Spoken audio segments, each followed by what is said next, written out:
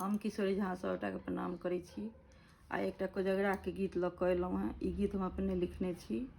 आशा करै छी अहाँ सबके नीक लागत। अगर नीक लागत तऽ अपन आशीर्वाद जरूर देब। आसिन पूर्णिमा में चमकती जोरिया में भेलै कोजगरा विधान। देखियन बौआ के होइ छन चुमान। देखियन बौआ के होइ छन चुमान। आसिन पूर्णिमा में चमकती जोरिया में भेलै कोजगरा विधान। देखियन बौआ के होइ छन चुमान। देखियन बौआ के होइ छन चुमान। लाले पियर रंग धोती पहिरने। लाल पियर रंग धोती पहिरने।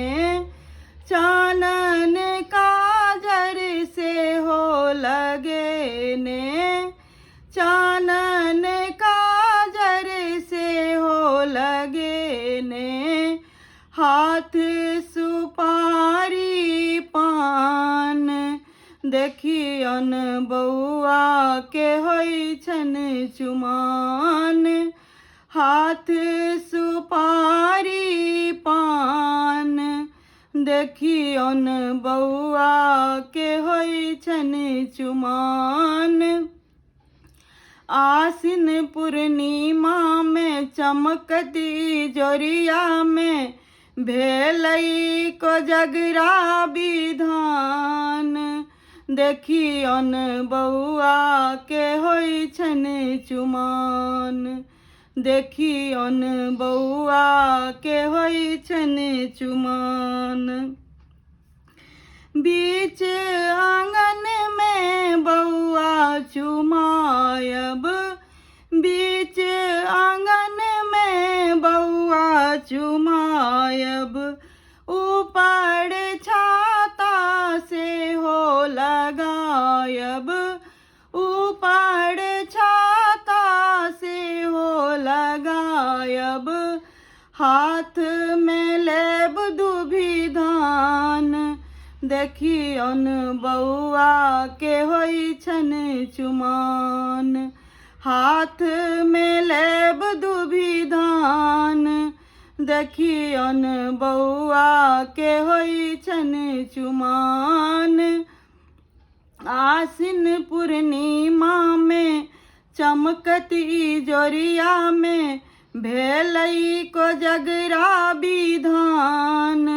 देखियन बौआ के होइ छन चुमान। देखियन बौआ के होइ छन चुमान। सब पकवान सँ डाला अछि साजल। सब पकवान सँ डाला अछि साजल। नारियल केरा से हो अछि राखल।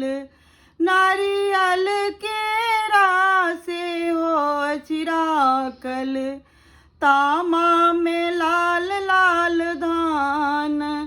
सब मिली बौआ के करियन चुमान।